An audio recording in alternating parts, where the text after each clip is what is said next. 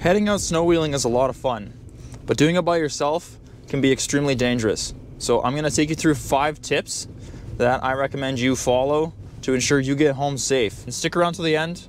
I feel as though the last tip I'm gonna drop is gonna be the most important and the most vital to you getting out of the bush alive. First thing I like to do when I get to the trailhead, when there's snow on the ground, is I will air my tires down. That way the footprint becomes wider and longer, and you have more contact with the snow, which means you have more traction, less likely to get stuck. Now personally, I like to use these guys right here. They thread right onto your valve stems. You can set the spring pressure and lock them, and you thread them on all 4 corners, and they will air down and they'll stop at your set PSI. So for today, I'm gonna be running around 12 pounds.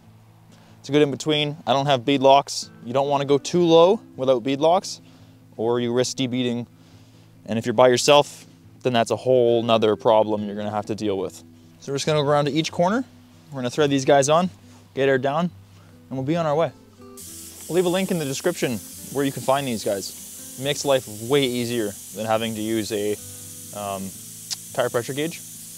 Tire pressure gauge is gonna take you far longer because you can only do one at a time.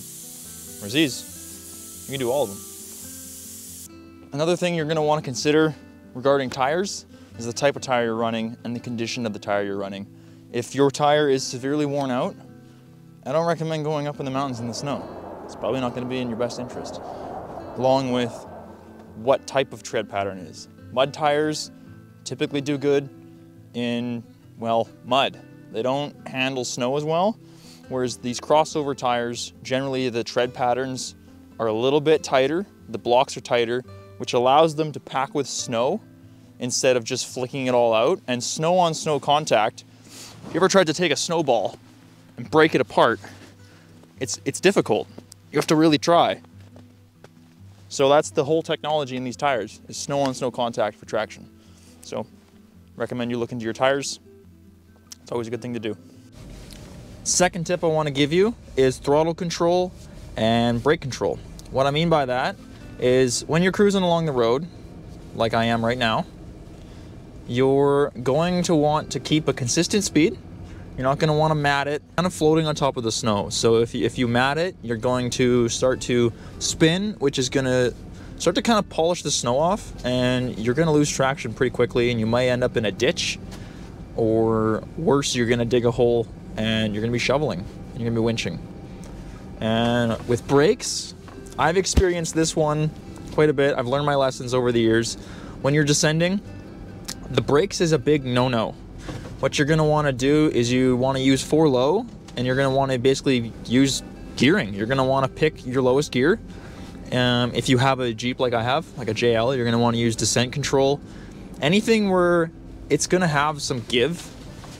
Whereas if you just lock your brakes up, that's it. You're sliding, and recovering from that can be hard. If you do start to slide, I recommend you use a little bit of throttle instead of brakes and steer into the slide and try and straighten yourself out and regain traction, and you'll be better off and you will less likely need a tow. My third tip for you is try to keep the momentum going. Don't stop if you don't have to, especially on a hill.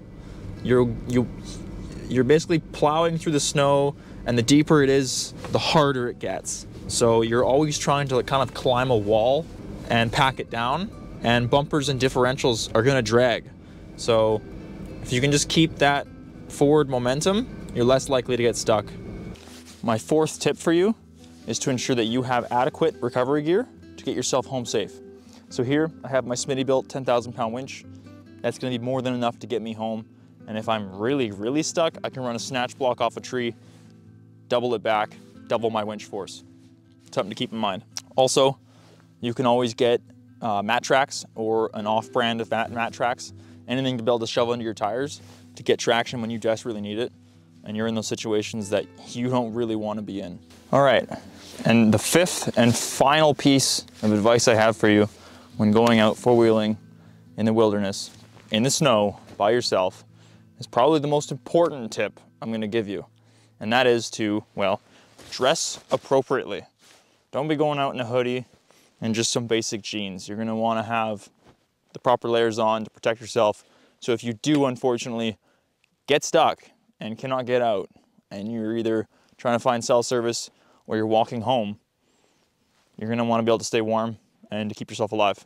If you feel there's something I've missed, let me know in the comments. Let everyone else kind of know what you've learned over the years of snow wheeling and how we can all kind of learn from each other. If you enjoy off-roading and storytelling content, my name is Tyler. I might have something right here for you.